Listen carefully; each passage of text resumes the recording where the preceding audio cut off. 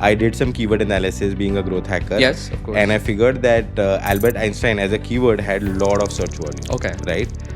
Probably people were looking for his quotes, people were looking for additional information, or maybe they were researching on relativity or whatever, right? But Albert Einstein as a keyword had a lot of search volume, like more than 2-3 million if I recall it correctly, right? So I thought let's launch Albert Einstein. You're describing a growth hack. Yeah. And this is going to be a constant theme across all our episodes because Of you course. are a growth hacker. Of course. This is of what course, you do, of right? course. The parents are worried that if they release chatbots in the hands of kids, the conversation goes out of hand. Even with my daughter, she was learning about various kinds of rock formations, very simple conversation. However, very soon within the conversation started sharing personal information about where we live and whatnot, right? So, and I had to stop her, right? So parents are worried. Right. And so are educators, right? Because Absolutely. in a traditional classroom, the teacher controls the conversation, explore areas if it's valuable and pull back if it's not useful for his kids. But this one, I don't know if you're aware, but OpenAI is also launching ChatGPT Exotica. Right? The major reason is not because they want to make money out of this, right? Because that's the only way to write a morality algorithm or guidance, because you have no idea what the user is going to talk about. It is open-ended, right? Through the AI can be taught in the native language or the mother tongue of the child, right? And this is what the game changer is, especially for India, because if you look at the major countries which are doing innovation, whether it's France, their education is in French. It's China, their education is in Chinese. So but in India, your native tongue can be something else, but most of the parents, because the skill is in demand in English, they'll push their child into English medium. Two Indias we're talking about. We're talking about interior cities and states where English is not their first language, not even close, right? So these kids, as they pass through the education system, they probably get more and more disinterested because a language that is not their own is being forced on them, and that is the success criteria on which they are being judged. When calculators came out in the world, people thought math is dead, right? When Google came out, people thought curiosity is dead. And now when AI is coming out, people are worried that it is making people, the critical thinking is dead, right? But on the other hand, it is completely contradictory, right? Aditya, we met yesterday and we were talking about AI specifically for education. Right. We discussed a few things, like a problem that we are facing in the market about teachers feeling isolated, that they feel that they're out of control. Then there's also the aspect of safety from a student standpoint, because they can chat about anything. And there have been numerous cases where AI has abetted sort of suicide in young kids, right? So there's clearly a safety I think that aspect. happened with ChatGPT. ChatGPT, yes, and they're getting sued as we speak. So the parents came and testified before the Congress and how that happened. So we spoke about this yesterday, and we wanted to talk about this in much more greater depth. Sure. So here we are then. We said, "Chalo baiठte hain," so here we are. Hum baithe hain. All right. So getting into the problem, before we get into the problem, you've been at it for a while now, right? So within the AI space, almost 10 years. Okay. And within the AI in education space, I think it's been around 4 years. Okay. We'll come back to the problems. Why don't you tell us your journey first, so that people get an idea that you've been at it in much more depth than maybe a lot of people out there. Yeah, sure. So in 2016, we launched Macha for Cricket, which was a chatbot for cricket on Facebook Messenger. Yep. We garnered about 1.2 million users. We did it with a growth hack that I had implemented. The growth hack was so good that we were actually exploiting Facebook Ad Manager at that point in time. In December, I think for almost 6 to 8 months, I hit it out of the park. Dropped down the acquisition cost from 90 rupees to 30 paise. So after that, I thought that, when Facebook caught hold of me about what I was doing, I thought Facebook might just ban me. But on the contrary, what happened is they gave us $80,000 worth of credit, and that's how our journey started from there on. So from cricket... Let me stop you for a second. You're describing a growth hack. Yeah. And this is going to be a constant theme across all our episodes, because you are a growth hacker. Of course. This is what you do, right? So just for that, people who are listening to this episode, Aditya also owns a growth hacking company, which I'm an investor in. And that is why you will constantly see this word hack coming out. Sorry I stop you, but keep going. So that's how our journey started. So it started within the cricket space. We were all passionate about cricket, and we had built a chatbot for cricket. From there, we wanted to jump into education because that was the next big thing that we wanted to get into. So when AI engines actually got to a stage where you could just plug them in and garner the data that was incoming from the user, this was around 2021. So this is way before the LLMs became popular. Yeah, this is way before. So LLMs back then were very niche, and we were actually exploring 2 or 3 different LLMs at that point in time. Yeah. So I'll give you how we got into it, Yeah. right? So in cricket, what happened is what we were doing is we were analyzing the incoming data. So unlike your traditional websites or applications, right, where you give 10 buttons and the user clicks 2 or 3, and then these are the best use cases, right? Yeah. What happens in a chatbot is everything is open ended. Yeah. The user can ask whatever they want, right? So that's how we were building, and it's like a constant pivot that happens, right? The user tells you what they want, and then you build on top of it and add that additional service in your chatbot. So from there, we realized that we were looking for a solution that could respond to all the open-ended messages that we were getting and had no response coded for them, right? And that's how we got. This is still pre the 2023 era. Yeah, this was pre 2023 era. So Okay. this is we're talking about 2021, 2022. Still 2021. Okay. Yeah. Right, So we were experimenting, and as an experiment, somewhere around 2023 ish, we launched Albert Einstein. So what is that? so Albert that's- Einstein existed in this world. What are you talking about? You launched Albert Einstein. so what we did is we plugged in the LLMs, and we Okay. thought that why not teach physics for free, Okay. right? And the idea was fairly simple, that we were experimenting. Yeah. We wanted to gather data and see Yeah. how that works. I did some keyword analysis being a growth hacker. Yes, of course. And I figured that Albert Einstein as a keyword had a lot of search volume. Okay. Right? Probably people were looking for his codes, people were looking for additional information, or maybe they were researching on relativity or whatever, yeah. right? But Albert Einstein as a keyword had a lot of search volume, like more than 2-3 million, if I recall it correctly, right? So I thought let's launch Albert Einstein, right? And that was our first. And what are you talking about? Is it like a Albert Einstein, the chatbot? Yes, Okay. Albert Einstein was a Okay. chatbot. Okay. And that was our first experiment with a character engine, Right. right? And we launched it because it had search volume. We were getting organic Yeah. users. So, So we this were is COVID at this time. COVID, I think phase 3. COVID phase 3. So well Yeah. into COVID. Yeah, we were well past the whole pandemic phase. Yeah. Things were coming back to normalcy, but majority people were still working from home and being reluctant in terms Yeah. of going to office. Yeah. We had a lot of time to experiment as well. We had little money to spend on marketing, so which is why the growth hack of where the search volume is and how we can get the organic users, right? That makes sense. See, one more problem with chatbots and LLMs is you need real data, Yeah. right? But LLMs back then were really different. So Yeah. what was happening on the LLM side at that point in time is LLM themselves were generating a lot of content and feeding it back into the LLM. So it was more like eating your own shit. Yeah. And recursive data, which is not recursive very data, useful. right? Yeah. I mean, we call it eating your own shit. Right? Yes. Okay. So we thought, let's try to solve that problem. Yeah. So if we have something for physics and a lot of people start asking questions to it, then we'll start gathering user data, and then we can feed that and probably create our own LLM. That challenge is even today, right? So people who have the data can train their models better. So really the moat here is having user enormous data. amount of user User data, data. varied user data that you can train on modeling. Yeah. Correct. So on that topic, right? So what happened with us is we got a lot of new users. So we got signups, Yeah. right? Where we were lagging is session time. Okay. So we probably thought that maybe physics is not the topic. Sure. Right?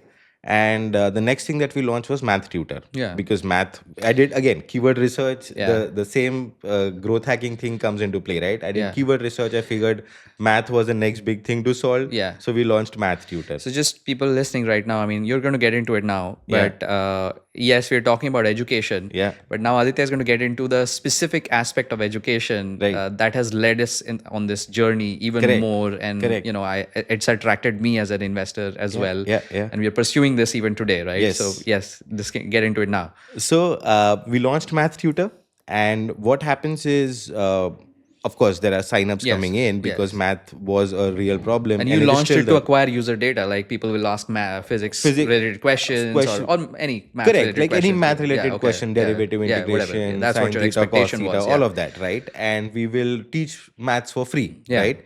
That was the logic behind it. So primary logic was that whatever was our marketing budget essentially goes to cover the fees of the LLM. Yeah. And acquisition happens for free, and then it will be such a good product that people will start sharing it with everyone, and it grows for free, right? That's the whole idea.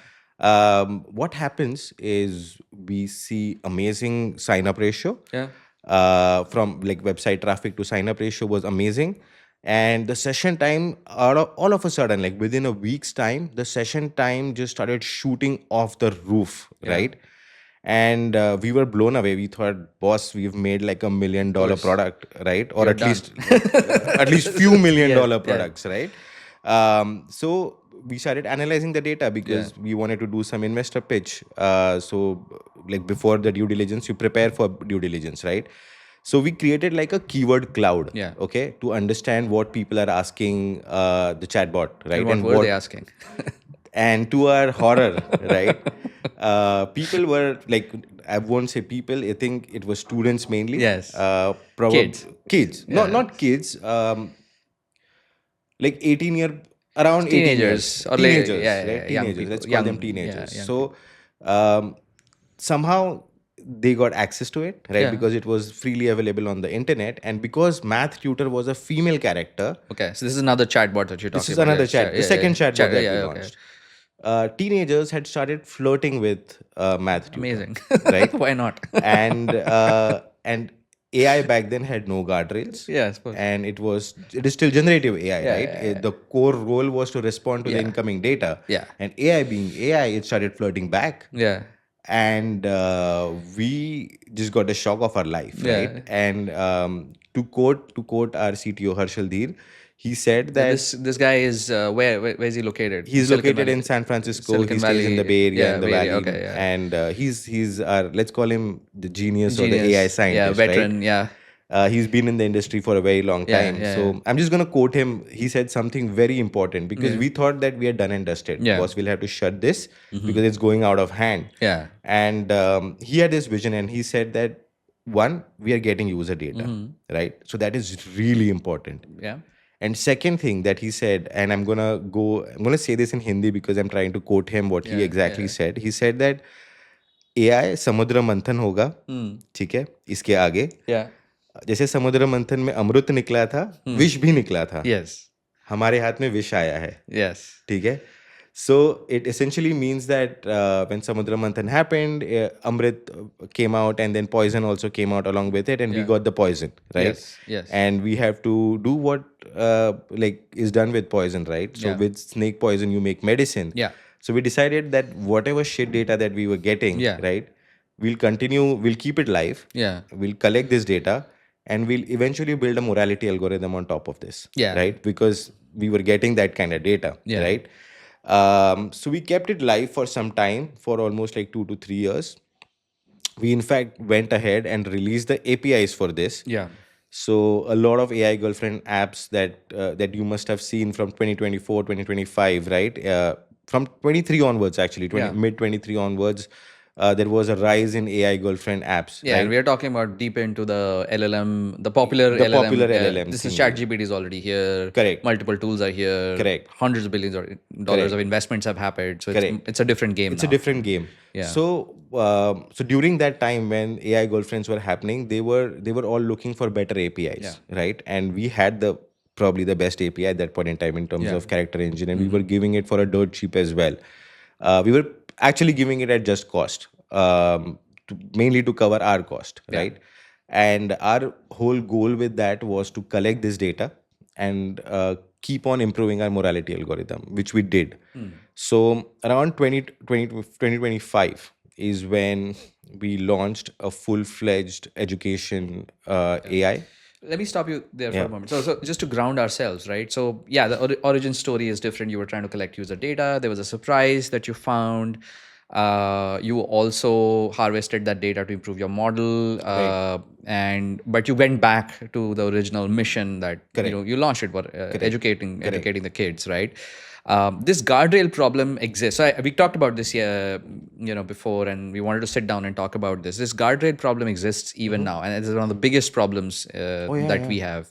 Now we'll get into the practicalities of selling it to the market. However, just to quote some of the, not to quote, but just to reference some of the apprehension out there in the market, as I was referencing a moment earlier. The parents are worried that if they release chatbots in the hands of kids, the conversation goes out of hand. Even with my daughter, she was learning about various kinds of rock formations, very simple conversation. However, very soon within the conversation started sharing personal information about where we live and whatnot, right? So, and I had to stop her, right? So parents are worried, and so are educators, right? Because in a traditional classroom, the teacher controls the conversation, explore areas if it's valuable, and pull back if it's not useful for his kids. But this one, with the chatbots are improving this technology as we speak as well. However, the guardrails are a big problem at this point, right? In fact, so you've learned from the experiments that you've done. You have created an algorithm which you are calling a morality algorithm. It is a governance algorithm, but really you're calling it morality algorithm because that's the origin story is very interesting, right? But now you're redeploying that specific, let's call it a feature, but a major differentiator of our product, which we'll now get into, so that we can go back to the industry and assure them that we have built something that will make you feel safer. Absolutely. Okay. So what we understood, or what our learning from the whole process was that, one, do not let kids talk to the LLM directly. Sure. Right. And by LLMs, you mean like the chat GPTs of the world, Geminis of the world. Exactly. Yeah. Okay. I'll give you a classical example, right? So in 2025, the suicide example that you gave, where OpenAI is getting sued for it, right? Yeah. So what exactly happens is, there is no check for user intent. Yes. There is no check for user age. There is no check for user curriculum, and the AI is just giving an unfiltered response. Right. Well, all this is getting coded in right now. However, it's largely, people can use it for whatever, right? And, even with these guardrails, very, very hard to control the conversation as we speak. But yeah, they're getting, obviously they're working on this. So I'll just give you the complete history behind it, right? So what's happening in the industry right now? So I don't know if you're aware, but OpenAI is also launching ChatGPT Exotica, right? The major reason is not because they want to make money out of this, right? Because that's the only way to write a morality algorithm or guidance, because you have no idea what the user is going to talk about. It is open-ended, right? The only way you can do it is by running it for years together, gather the kind of data, and then build on top of it. Which you already have. Which we already have, because fortunately or unfortunately, that's how we got started, right? Yes. To give you one example, so pedophilia is bad everywhere. So if someone says "spank me, daddy" to the chatbot, right? Now, "spank me, daddy," right? In these three keywords, you have to identify whether it's pedophilia or if it's not pedophilia, right? And you can only do that with the actual user data. So it is really important, even for OpenAI, right, who spent billions already and who has God knows how many 200 million daily active users and everything. But even for them, it is really important to launch this Exotica version only to gather the user data so that they can build on top of it, right? And they knew this happening, right? So so they've been working on this, and they might have hesitated in launching this as a product, but the interest is so big in the industry. The 2025 incident just pulled the trigger for them, right? Because they have coded some sort of guidelines onto it, right? But still the suicide episode happened. For us it would never happen, right? And we were so sure about it from 2023, mid 2023, when we launched the morality algorithm first. So we were sure about these things already, because we had gathered this data from multiple different apps, because they were all using our APIs, and we were constantly building on top of it, right? So we had an engineering team plus our own in-house coder, which is Mac AI, deployed on this to write a better morality algorithm, right? And which is why we call it morality algorithm and not guidelines. Because at the end of the day, it is human morals, right? Which is really important. And we're talking about kids here, right? Education, right? So it's this, what we are building is not a general purpose chat agent. It's specifically built for education, right? Exactly. And then in the context of India, explain a little bit more, right? Because every country has their own education system. It has a process in which, right? So and we'll get more into morality algorithm. I mean, not just every country. Like, what we've understood is that after being in the market for almost some time now, pitching and talking to a lot of different panels, in fact, every institution has its own value system, right?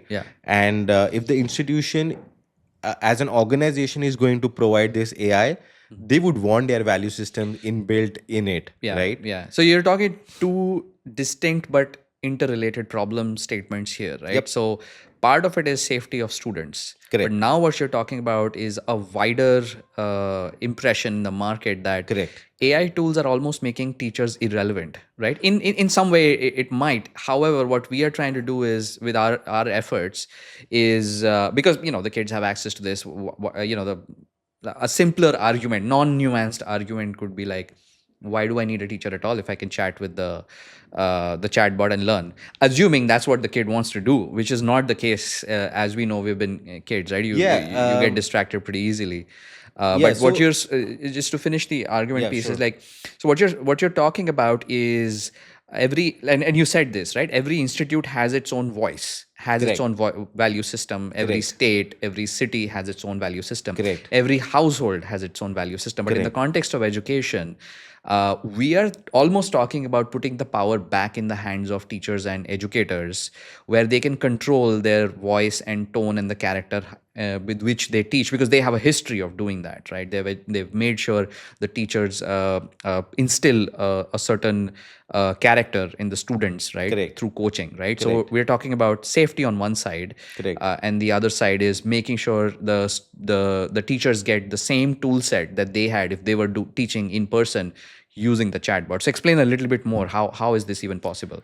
So first thing I want to clear, right? Where AI is not going to replace teachers. Okay. We are 100% sure about it. Right? No teacher is going to lose his or her job because of AI. Right? What's going to happen is AI is going to fill in the gap that the teachers weren't able to do. Like, for example, at least here in India, right? In a class, you would on an average have about 50 to 70 kids, right? And there's one teacher talking about one subject. And every individual student has its own pace of learning, right? So where AI comes into play is, once the teacher has taught the topic and he or she is gone, and the kid is at home, right? AI is going to help the child learn at his or her own pace, right? Which means, like, for example, thermodynamics. And if the kid doesn't understand thermodynamics, right, the kid can ask the same question 10 times. The kid can ask the same question in multiple different languages. This is exactly my experience. So when I was talking about my daughter learning about rock form, I mean, I know a little bit. I don't know that much, right? And I'm sure the teacher she will interact with in school will also not have that much information. And certainly we don't have the time and patience for it, like to just keep talking about rocks for 2 hours, right?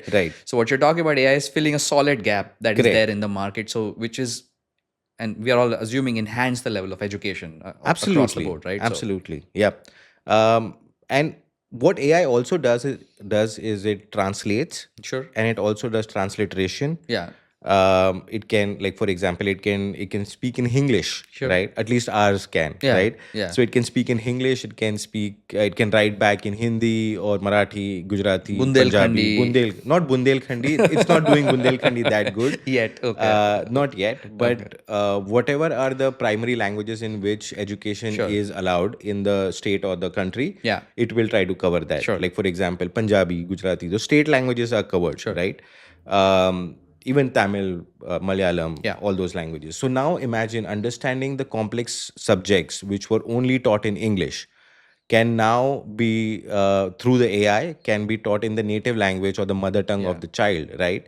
And this is what the game changer is, especially for India, because if you look at the major countries which are doing innovation, whether it's France, their education is in French. Yeah. It's China, their education is in Chinese. So but in India, your native tongue can be something else. But your most of the parents, because the skill is in demand in English, Yeah. they'll push their child into English medium, right? And that's where what we've understood. That's where the gap starts. You yourself are, both of us are from the system, but Yeah. you face that, I have right? faced that. I As a have faced kid, that. right? So I had dyslexia up until ninth standard. Sure. And it was mainly because of the language barrier. So even if I understood the concept, I could never articulate it and write it in the exam paper. Exactly. Which is why my grades were really poor. In fact, I got like 78% in my graduation, but I cleared my 12th standard with only not even 60%. Okay. Right? And that major gap was not because the subjects were complex. It was just that I would become disinterested because I would not understand in terms of what is happening. And only if I had AI then, Yeah, right? yeah. So things would have been really different. For me, things changed when language disappeared and I was coding, because coding was like general coding, right? You don't need to understand the grammar stuff out of it. So the whole idea, which is why I was so passionate about education in the first place, right? That trust me, I mean, ये 90% India का problem है आज के Sure. Date में, Yeah, right? absolutely. I totally get it. Where language is a barrier, and most of the times जो आपको like where the teachers say the kid is not interested or disinterested, Yeah. right, is mainly because the language is a problem. Yeah. So this is a gap that you're talking about, which exists out there even today. Right. And we haven't even gotten into the problem of teachers not being available at all, like in some parts of the country. Yeah. However, the parents might still have a mobile phone that gives them the tool. Correct. And nothing specific to us, right? Any Right. chatbot or any tool and any, like they can do Google searches or whatever, right? To learn, and they can read a PDF. But ours specifically adds some tooling into the hands of educators and the parents, that they feel safe. Right. That if they handed the phone to the kid, I mean, they can go to YouTube or whatever. But that aside, inside the chatbot, we are trying to make sure that the governance is strong. Correct. And also, if the kid is going to a school and they have their own value system that they want to control, then that is also something that we are Taking care of. Yeah, we're taking care of, right? So okay, so we kind of talked about two different problems that we have tried to solve. So how we solved that problem is pretty interesting, right? So we understood that AI should not be allowed to like without unmonitored or unfiltered responses can't be sent, right? So what we did is we built something called as narrow memory AI, Yep. right? So what that does is it restricts the AI, or let me put it in a better way, right? So what we do is we identify first the user's intent, then we identify user's age, then through the age we are able to identify the curriculum, and because it is we are not openly we have not made this public, right? Yeah. We are going through the institution so that the student can access the AI only through the institution. Yeah. So what that does is we also get the curriculum that the child is studying, Yep. right? So the response that goes back is a filtered one, and it also references back to the textbook that he can go back and open, right? So we also share the chapter number, the page number along with it. Yeah. And this is a feature different countries have differently, but India still leans heavy on making sure that we are referencing the textbook that has been prescribed by the various state bodies, national bodies, right? Correct. So citations become very important here, right? Correct. While overall learning is, it's important, and obviously chatbots help you kind of get a grasp from multiple angles. Obviously, chatbot talks back to you as well, encourages you to learn more, right? Like, we use ChatGPT, or any of the tools, they would say, should I make a plan for this? So encouragement. But what we are talking about is a citation specifically. Do we do like we give page numbers? I think we were working on a screenshot as well that will give you actual, because we are kind of talking about it, and just to reference, we are talking about state-run, government-run schools here as one of our target areas. Correct. So it will almost make you feel comfortable, and the parents and educators, that it is focusing really heavily on the textbook that has been prescribed. Correct. Yeah, and not just the conceptual understanding, right? So Correct. that will help them grade, better, the kids better. It better aligns with the education system. Yeah. So from the education system standpoint, or from the state standpoint, the problem that we are trying to solve is today 95% students get enrolled in schools. Out of the 80% students who are in class 5 or above can't read class 2 textbooks. Right. And the problem just keeps getting worse as you go to higher education, right? From 8th to 12th, the situation, it gets even bad. The dropout rate keeps on increasing. Only 20% of students who almost cross the 10th grade actually get into higher education. And when they get into the higher education, what happens is even worse. So today in India, more than 50 to 55% degree holders are unemployed. Even while there are too many jobs, it's not like there are no jobs, there are no vacancies, right? So there are companies who have enough vacancies, but the students who are the degree holders are just not employable. There's right? a skill gap out there. There's a skill gap out there. So skill gap and this is after an individual state is deploying close to 14% of their budget, yearly budget. So just to give you some math behind it, Maharashtra's 14% budget is roughly 7 lakh crores. And this is like after deploying 700,000 crores. 7 lakh crores. Okay. 700,000 crores. For a state like MP, it's about 56,000 crores. That's about 14% of their budget, right? So when you're deploying that kind of capital, the infra is not a problem, right? The problem is not with the teachers either, right? The problem is something else. There's billions of dollars being waiting to be deployed or being deployed. Like World Bank is giving funds to India to solve this problem. There's two kinds of India here, right? One that we all come from, which is largely the cities, right? So this problem is very different in the cities, right? It's probably not as acute. What you're describing is, and I just want to make sure we distinguish between the two Indias we're talking about. We're talking about interior cities and states where English is not their first language, not even close, right? So these kids, as they pass through the education system, they probably get more and more disinterested because a language that is not their own is being forced on them, and that is the success criteria on which they are being judged. And enter the when they end up reaching an age where they're supposed to be employed, there's apparently a skill gap, right? So this core of the problem here is not having the ability to connect with the concepts in their own sort of language, right? Exactly. Not like we personally are solving this LLM does some of the conversions and translations, but what we are passing it through a lens that is of a safety and governance, and also kind of making sure the institutes and the teachers find their own voice, or not find, but they use their voice through the tool to ensure their value system is intact. The tool is not just limited to kids. The teachers can also use it. They can in fact use it with the guardrails down. So if they want to do further research. So what we've done is, for teachers and for PhD students, there are hardly any guardrails, right? So we expect the user in that case to be responsible enough to use the tool in a certain way. You gave a racing car example last time. Why don't you do it? It was funny. The racing car example was fairly simple, right? Like if you buy a Ferrari F40, right? And you know someone who has that already. Anyway, distraction, sorry. So, and if you're driving it on the Autobahn in Germany, right, then you might just cruise it at 300 kilometers per hour, right? But if you're here in India on say MG Road somewhere, right? In Bangalore, right, where you have 3 signals in like 50 meters or 100 meters, you would be very responsible, right? So it really matters. I mean, AI is like that Ferrari. Yeah. And if you're in MG Road in Bangalore, that's like giving it in Yeah. the hands of school kids. Yeah. So you have to maintain that guardrail. So speed Yeah. breakers have to be there, Yeah. signals have to be there. All those things need to be taken care of. But if you're giving it to someone who's studying PhD, then in that situation, it's like giving someone the Ferrari and they're driving it on the autobahn, right? You give them with lower Guardrails. Yeah. guardrails. Yeah. Yeah. Yeah.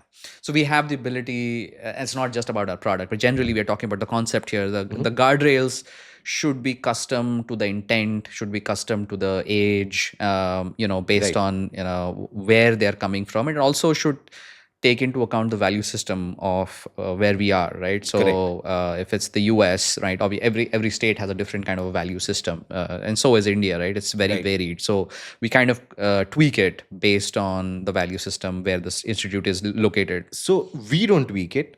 Okay. It's the institution who's handing over the Obviously, AI. yes, yes. They can decide. Yes. So we sit with them. Yeah. And they can tell us what they want, what they don't want, what other things they want us to take care of. We'll take care of it. Right. I guess we've built enough context. What is it called? It's called Birbal Bot. Birbal Bot. Yeah. Okay, we have the link in the description. Yeah. So yeah, people can click on it, check it out. It's fairly limited, and we are not going out and selling it out there. We are Right. targeting a certain specific area, but we plan to, and hence this episode, we plan to go out Right. to the private. So you've been focused mostly on government because of the problem area that you just described, that there's a huge skill gap that keeps adding as kids grow and go into an employable age. So why don't you describe a little bit about the government's perspective? You've spoken to technical committees, you've spoken Right. to folks who sign the check, you've spoken to folks who decide on a budget, and we'll do a much deeper episode on how the government works and things and our experience from selling AI to the government. But just describe, at least in short, like what has been your experience like, and what are they thinking about it? So everybody loves it, right? Sure, yeah. Especially with the Yeah. morality algorithm in place.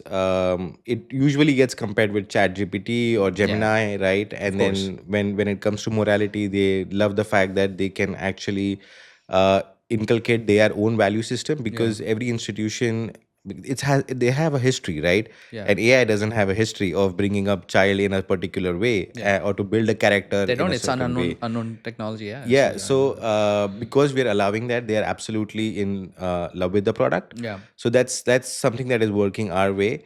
But when you're working with the government, they have to follow certain processes, right? Which are in place, and you have to go through the whole process to get the go ahead and actually deploy it in people for the end We consumer. are kind of like a vertical AI sort of sitting on top of the base infrastructure that these LLMs provide. I remember this happening all through decades, right? So when SaaS as a software, there were big Correct. companies that actually had the software. So it's not like Oracle goes everywhere and implements the software themselves, right? Right. It's customized to the user needs. Same thing is what we're doing here. Like while the LLM is great and gives you a lot to do, we are kind of locking down the experience to the what the end user needs in this case. Who you don't have to give me the specific names, or who have you spoken to, and what kind of feedback have you gotten from like titles, names, like just so that people get an idea of. Sure. And you've been going at it for more than a year, I guess, at this point. Almost a year. Almost a year. Okay. So we had to figure a few things out initially. So we spent close to 3 months in figuring out whom we should talk to. Sure. Right. So It was new. It was new. It's not like you're going into sell a product that everybody understands, right? So it's new. So you have to figure out where is the gap and how to get into. No, I mean, so it was the newness is not up with the product, right? The newness is with doing it first time with the government, right? So what happens is normally how government partners with a private entity is that they would come up with a tender, and because they have a requirement, right? Now our PM Sir Modi ji came up with NEP 2020, which is National Education Policy 2020, where he said he wants to work, he wants to deploy AI in education because he had a vision. Probably he was talking to the Microsofts of the world or even open AIs of the world. I remember Copilot being big, very big. Back in the early days. So he knew what AI could do, right? So which is why he had implemented the policy back then, right? Now to implement a policy gives a clear intent of the state, Yeah. right? That we want to do this. But how we want to do this, it's for the private sector to figure it out. So we spoke to a lot of ministers who are in, education and stuff. Then we spoke to the CS of a state. We spoke to ACS of states. Then we were introduced to commissioners of higher education, school education, spoke to them. They helped us set up some committees with like we did one presentation where we had 25 PhD holders who were HODs of different department, right? Like a technical committee who Like a technical committee where they would evaluate on how this would work for physics, how this would work for chemistry. So these are people who are, some of them actually prescribe textbooks for the state government, right? So we met and interacted with them. Then we did a POC with few students where we were, when we were pivoting the product and making it better for the end user. My 12-year-old kid has participated in terms of using the product and understanding. So from a 12-year-old to MD oncologist student, right? We've tested it at all levels just to understand how they would use it. For younger kids, what we've done is we've given the product in the hands of moms. The whole idea was the mother is teaching the child. Probably they don't have affordability. Like my maid doesn't have an affordability to put her kid into a private coaching. So in her case, so she's the one who's teaching the child, and she's barely studied. So she's only studied till 8th grade. So how is she gonna help her kid? But as a mother, she has that instinct to help the child. So what she does is, her kid is in English medium. What she does is, the kid has the same problem, the language barrier.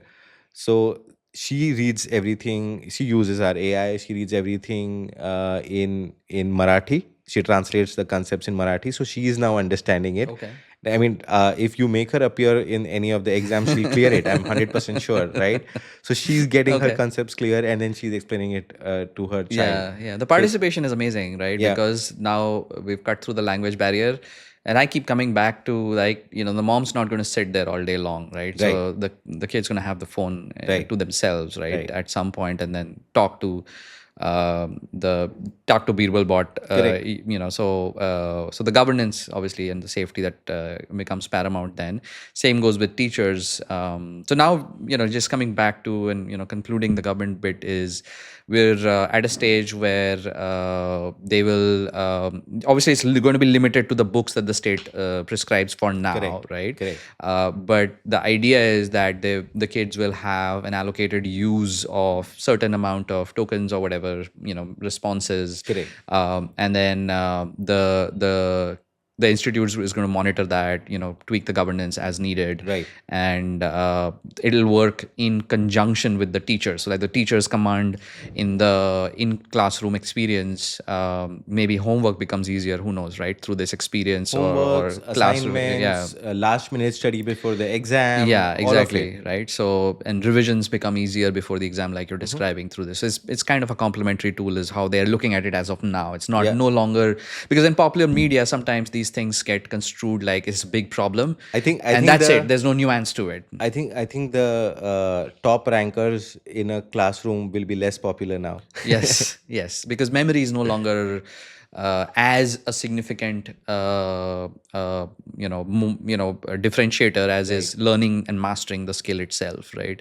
Absolutely. It kind of goes against another area of concern, and we can maybe finish with that, is that critical thinking is getting lost, right? People are missing, because there were some experiments done and there are a report from OECD as well, where, if obviously it makes you more productive for sure, because as soon as you touch it, it gives you so much information. You ask more, it gives you more information. So teachers, students, whoever use it, we use it, you become maybe twice more, I think they said about 40, like almost half as productive. But if you take it away and, kid or educators are by themselves, they're worse off than they had AI, right? So let's finish with that. But you had an interesting take on this when we met last time about calculators and grammar. Like, why don't we finish with that, right? So when calculators came out in the world, people thought math is dead. Right? When Google came out, people thought curiosity is dead. And now when AI is coming out, people are worried that it is making people, the critical thinking is dead, right? But on the other hand, it is completely contradictory, right? Because calculators evolved into Excel sheets. We are now doing much more complex math. Yeah. When Google came out and people started using Google extensively, it is now part of our ethos, right? Curiosity has peaked to absolutely next level, and with AI, I think critical thinking will go to the next level, right? Because a kid who's really interested in the topic, like your daughter, if she's interested in rock formations, she will actually go deeper and learn more about it, Yeah. right? Because the subject just became more interesting for her. Yes, yes.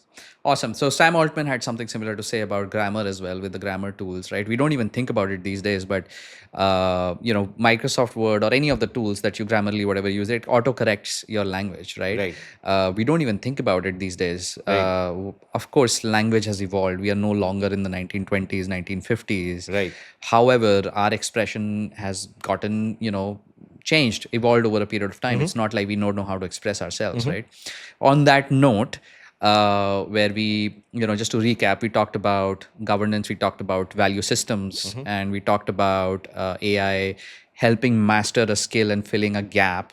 That is often, specifically in countries, non-English speaking countries largely, or in areas inside India specifically, AI fills that gap, and then we are kind of leveraging that targeting that as our target market area to begin with. Correct. The link will be in the description. People who want to check out Birbal Bot. And then and if they have any questions, they can drop comments. Yeah, as well. we'll be happy to read your comments. We will answer all of them. We'll read all of them. We'll answer all of them. And but if required, we'll also do another video, right? We'll do a video. Actually, we should do a video going through the tool, describing a little bit. People also, without even them trying it, we'll show how to use it. We can also try to bring in some external guests, right? Yes. So we now have made some decent contacts within the government. Yeah. Let's see if we can bring in an IS officer who's like a commissioner for higher education to see if he's interested in talking about this. Yeah. We'll find officials, to ground people that this is no longer a theoretical conversation. We're having, conversations with people who are practitioners in the field, and they're talking about deploying teachers, students. We'll try to bring in more people just to see how they. On that note, thank you for spending time, and thank you for people who are listening. Yeah. Thank you so much. Cheers. Bye bye. Bye bye.